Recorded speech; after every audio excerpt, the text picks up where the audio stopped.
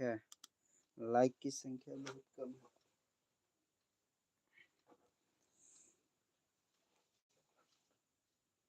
Mendeleev की आवर्त सारणी में ये रहा और ये रहा। आधुनिक आवर्त सारणी में कितने वर्ग हैं, कितने वर्ग हैं और कितने आवर्तों की संख्या है। ठीक है। आधुनिक आवर्त सारणी के समय आधुनिक आवर्त सारणी के समय आधुनिक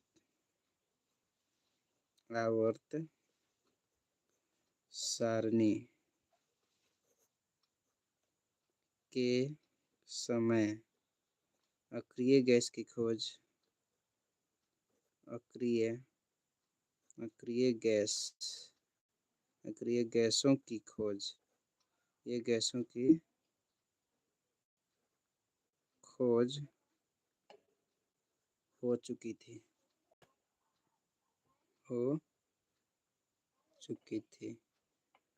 आधुनिक आवर्त सारणी में अक्रिय गैसों की खोज हो चुकी थी। अक्रिय गैस को वर्ग संख्या 18 में रखा गया है। ठीक है ना। अक्रिय गैस को वर्ग संख्या 18 में रखा गया है।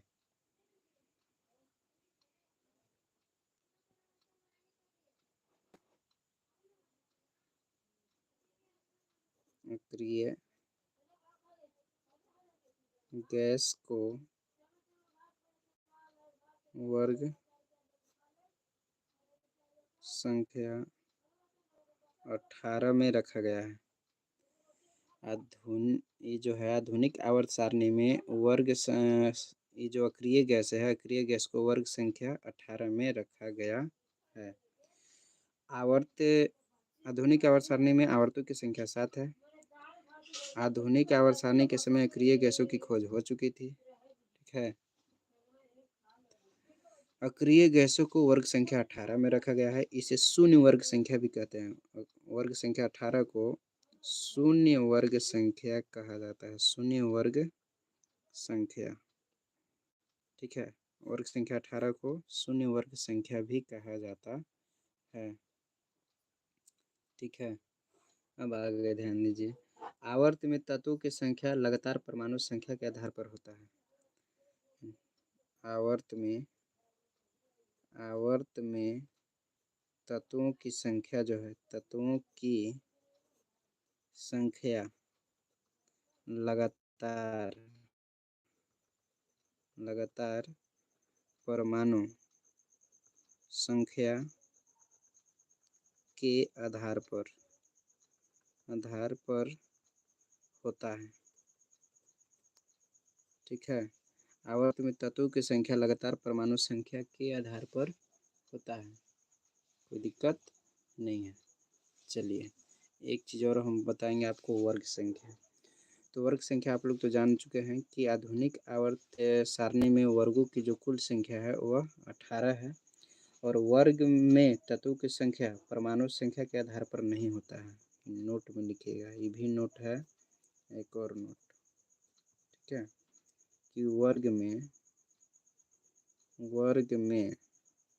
ठीक है, तत्वों की जो संख्या है, तत्वों की संख्या वर्ग में तत्वों की संख्या लगातार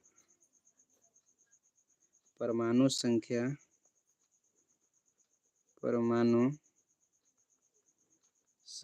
के आधार पर नहीं होता है। ठीक है।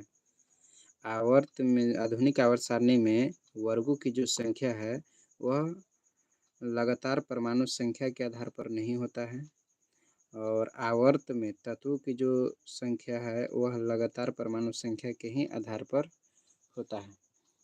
तो ये आज की क्लास यहीं तक रहेगी। अच्छा, अब आप लोग से हम थोड़ा सा बात करेंगे। ठीक है। ज़्यादा नहीं, 1 मिनट। ये कौन लोग हैं जो गलत कमेंट करते हैं?